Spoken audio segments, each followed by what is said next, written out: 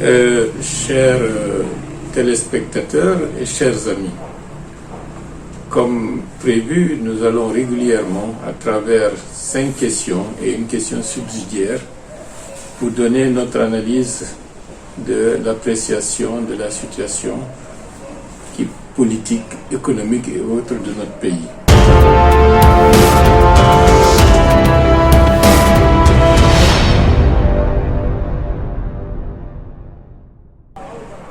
Notre analyse avant le 18 octobre avait indiqué que la Guinée risquerait de plonger dans une crise encore beaucoup plus grave si le processus de transition n'était pas l'option privilégiée par les autorités actuelles. Est-ce qu'on maintient cette analyse au regard de ce qui vient de se faire? Cette analyse reste toujours pertinente. Et la réalité a montré que nos craintes se sont avérées fondées. Au-delà de l'aspect institutionnel, à travers une élection qui n'est pas en réalité un processus électoral transparent, inclusif, susceptible de faire adhérer l'écrasante majorité de la population, c'est beaucoup plus une volonté et une obstination d'avoir un troisième mandat. C'est une réalité dont il faut prendre acte et envisager la suite. En plus de cela, cette période a inauguré une crise post-électorale très sanglante. On ne peut pas dénombrer le nombre de morts, on ne peut pas dénombrer le nombre de destructions de biens, on ne peut pas évaluer le traumatisme collectif et le traumatisme psychologique que beaucoup de Guinéens ont enduré. Et ce sont des aspects qui fragilisent la cohésion nationale et qui risquent d'être des obstacles à une dynamique véritable de réconciliation nationale. En plus de cela, l'image de la Guinée à l'extérieur s'est fortement détériorée. Donc, grosso modo, la crise est là. L'après 18 octobre n'a pas inauguré une ère de stabilité et de prospérité comme certains pouvaient le penser, au contraire. Donc, comme je vous l'ai dit tout à l'heure, nous maintenons notre point de vue. Mais en tant que responsables, nous ne pouvons pas nous contenter d'être des spectateurs d'une dérive de notre pays dans des eaux troubles de la déstabilisation sans agir et sans faire des propositions. D'où notre engagement à faire tout ce qui est possible au regard des impératifs de la stabilité, de la cohésion nationale, du vivre ensemble, de faire en sorte que la Guinée ne rentre pas dans le syndrome d'une dynamique destructrice, mais au contraire, que cette crise puisse être un tournant majeur pour nous permettre d'aller dans le sens du changement.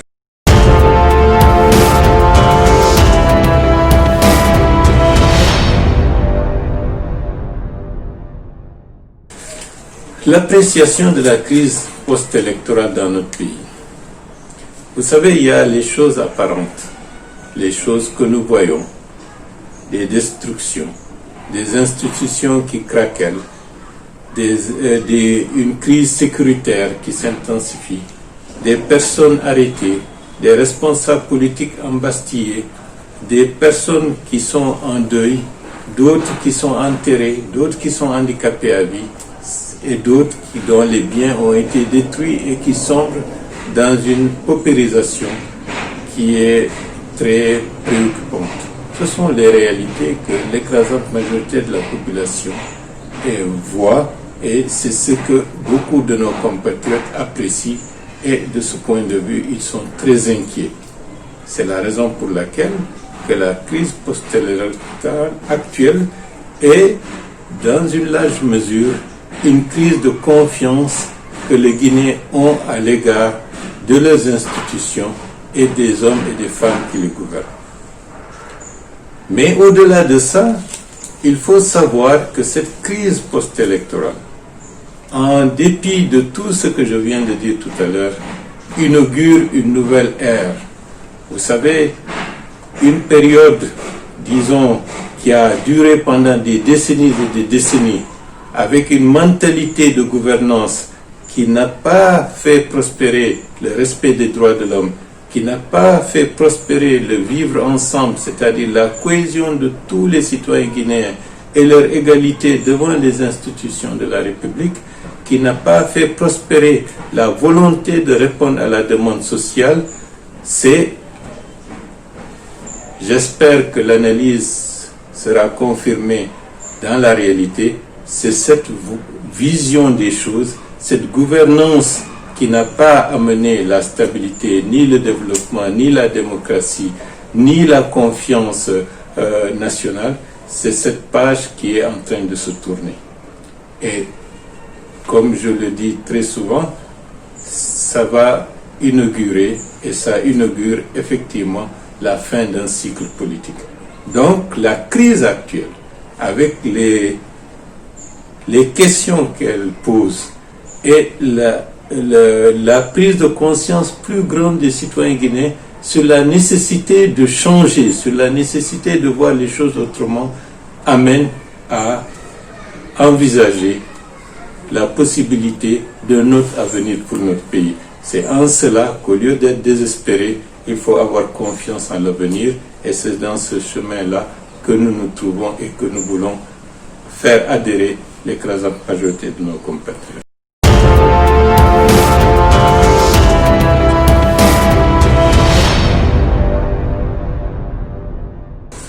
Certains estiment que le FNDC a échoué, que la Constitution de 2010 a été abrogée et que le troisième mandat est une réalité. Qu'est-ce qu'on peut penser de cela? Vous savez que le processus politique n'est pas un processus politique linéaire. Ce n'est pas parce que il y a eu le 22 mars avec le double scrutin dans des conditions calamiteuses, le 18 octobre dans des conditions que tout le monde connaît, la crise post-électorale qui a suivi, ce n'est pas parce qu'il y a eu tout cela qu'il faut dire que le FNDC a échoué.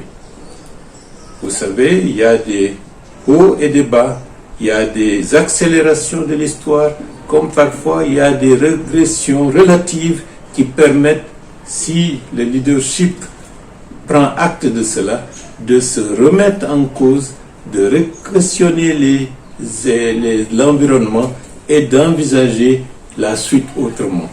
C'est en cela que le FNDC, à travers l'esprit qui s'est dégagé, c'est-à-dire un esprit citoyen, un esprit de conforter la légalité des textes majeurs que les Guinéens se sont donnés librement, la volonté de rassembler, la volonté de faire vivre une pleine citoyenneté, c'est la raison pour laquelle, contrairement à ce que certains peuvent penser, le FNDC ou l'esprit FNDC a encore un grand avenir devant nous.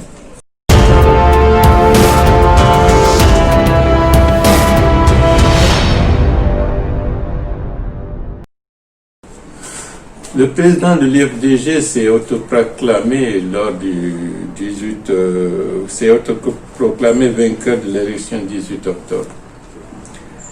Certains nous posent souvent la question: vous n'avez pas aidé, qu'est-ce que sont vos rapports actuels? Je veux être, de ce point de vue, clair. Nous avions, avant l'élection, indiqué les raisons pour lesquelles nous ne pouvons pas participer à ce processus, parce que participer à ce processus, de notre point de vue, c'est accompagner la mise en place du troisième mandat. Donc, pour aucune raison, nous ne pouvons pas nous associer à un processus qui risque et qui a amené le pays dans une nouvelle impasse. Soit ceux qui s'y ont engagés, libres à eux de voir les choses à leur manière et d'agir en conséquence selon leur volonté et selon leur conscience. Nous n'avons pas vu les choses de cette manière, donc nous ne pouvons pas nous associer à quelque chose pour lequel nous ne sommes pas intimement convaincus. Ça, c'est un. Deuxièmement, certains font croire que nous avons toujours refusé la main tendue. Il n'y a jamais eu de main tendue. Je ne veux pas revenir sur le passé, mais vous savez qu'à maintes occasions, nous avions envisagé de régler les problèmes de l'UFDG autrement, par le dialogue, par la concertation. L'autre camp a toujours refusé cette dynamique, ce qui nous a amené, en dépit de tout ce que nous avons investi en temps, en énergie, en intelligence, en espoir, d'abandonner cela pour envisager la mise en force d'une nouvelle institution politique qui aujourd'hui est l'Union des démocrates pour la renaissance de la Guinée. Donc qu'on ne nous fasse pas croire que nous refusons des mains tendues.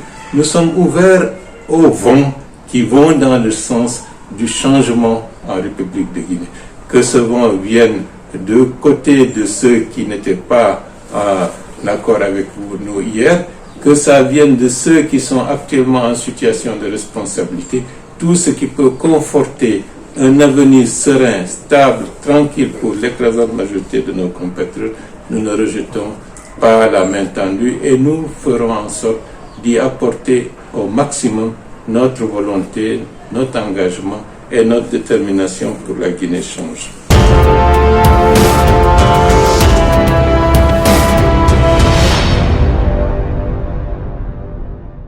Comment sortir de la crise politique actuelle? Il faut que le pouvoir en place, puisqu'il s'agit bien de lui qui est en situation de responsabilité, change ses méthodes.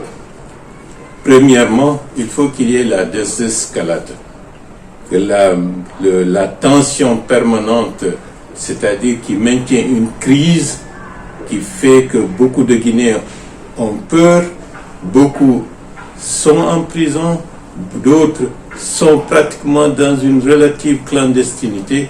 Il faut que la question de la stabilité et de la désescalade à ce niveau-là soit actée par les autorités en situation de responsabilité. C'est le premier élément. Le deuxième élément, dans le court terme, il faut nécessairement envisager les dispositions pour recréer des conditions tant bien que mal convenables pour rétablir un minimum de concertation et de confiance entre l'ensemble des acteurs et l'ensemble des membres des forces vives de ce pays.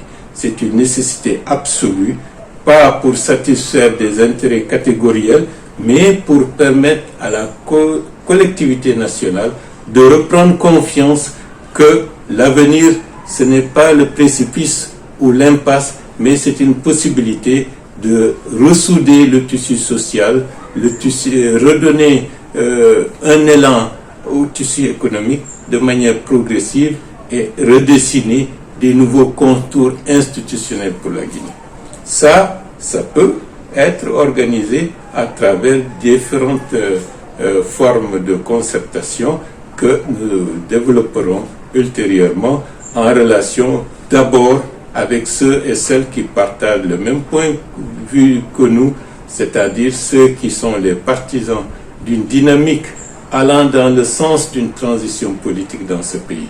De ce point de vue, rien n'est fermé, mais au contraire, c'est une vision beaucoup plus réaliste, sereine, pour remettre ce pays sur les rails et non pas s'arc-bouter sur ses propres convictions pour dire j'ai le pouvoir, je le maintiens, je suis prêt à user de force et à en abuser pour le maintenir.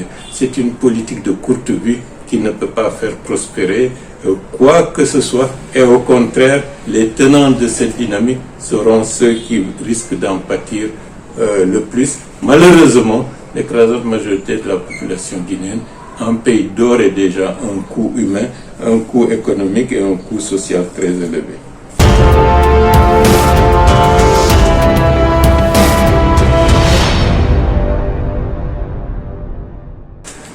Au regard de tout cela, qu'est-ce que nous préconisons pour notre institution politique, l'UDRG? L'UDRG, comme son nom l'indique, c'est pour la renaissance de la Guinée et pour une politique qui doit se faire autrement. C'est dans ce cadre que nous développons une dynamique pour rassembler les fils et les filles de ce pays au-delà de les clivages ethniques, au-delà des clivages politiques, et en redéfinissant une autre manière de faire la politique et un autre pacte qu'il faudra prévaloir en allant vers les citoyens guinéens, en leur faisant savoir que rien n'est possible sans leur implication en profondeur. Et de ce point de vue, lutter de manière effective et déterminante contre cette dynamique d'ethnostratégie qui a fait que depuis 60 ans, la Guinée sombre dans la misère, il faut qu'on en finisse. Là, c'est l'engagement que l'UDRG apportera pour indiquer que rien n'est perdu, tout au contraire, c'est un autre commencement et la Guinée va s'en sortir. Le changement est une possibilité, que nos compatriotes ne soient pas désespérés, mais qu'ils reprennent confiance, qu'ils se redonnent la main, qu'ils refassent confiance aux uns et aux autres en se remettant en cause et pour construire un avenir qui permettra de faire émerger une Guinée vraiment solide, une Guinée qui jouera son rôle de locomotive dans l'espace ouest africain dans les prochaines années. Je vous remercie.